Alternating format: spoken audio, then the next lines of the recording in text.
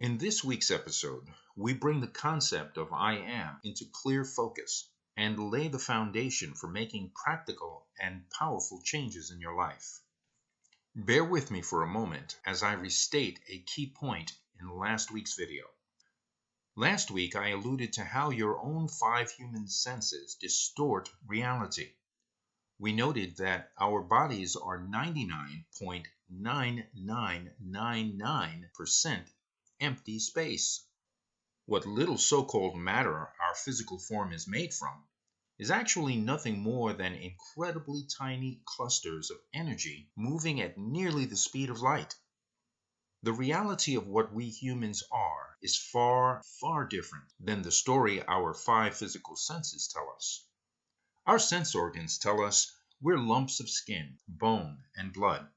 In reality, we are radiant beings of light. If you don't know who and what you are, you will not know what you are capable of doing or being.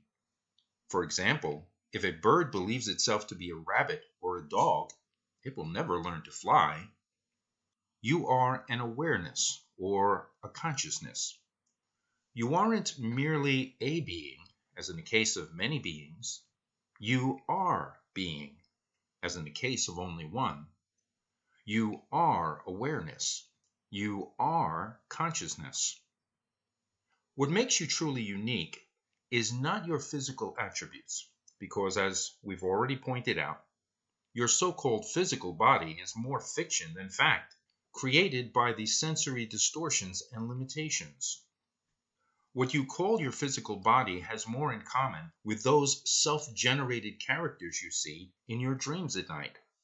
What truly makes you you is the sum total of your thoughts, emotions, beliefs, experiences, memories, passions, and personality traits.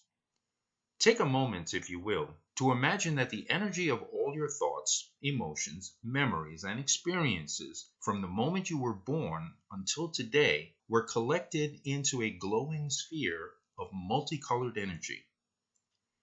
That big ball of energy would be different than anyone else's who's ever lived. It would vibrate at a frequency and color that is unique to you. Now, words and labels are tricky things. The right label or name can clarify things and help us to understand.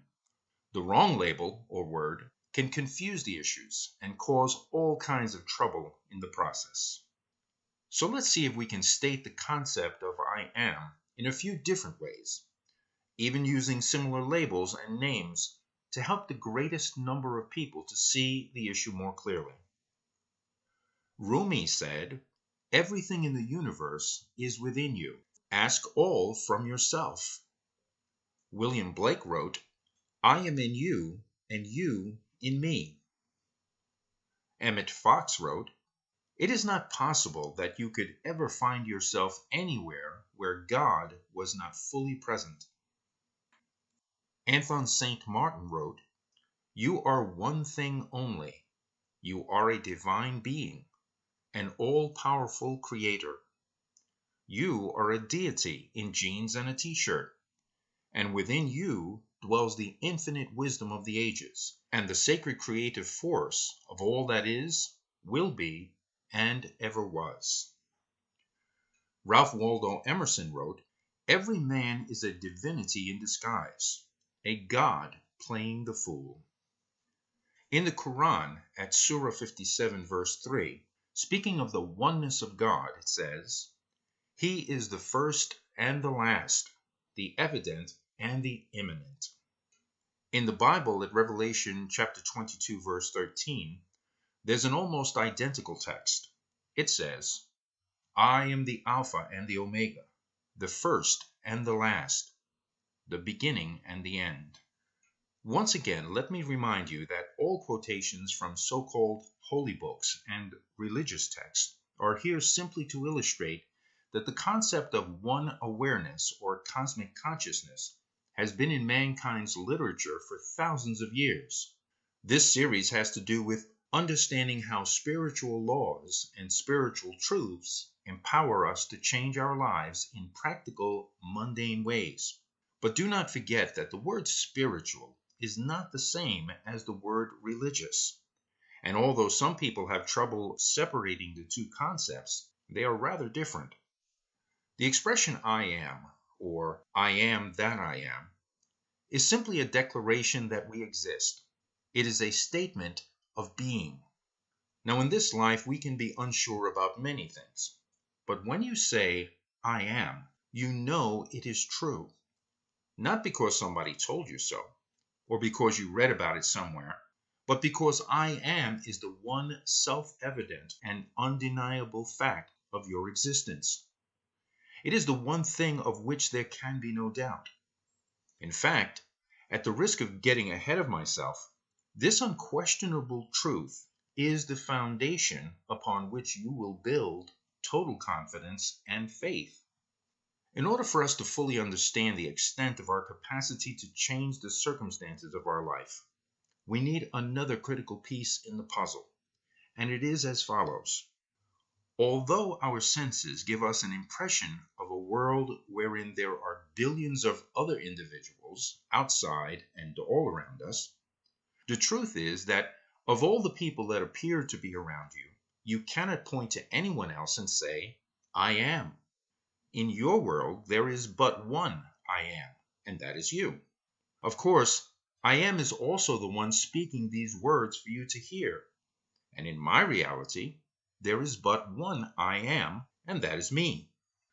The bottom line that will become clearer to you as we move ahead is this. There is but one I am in the universe, one consciousness, one awareness.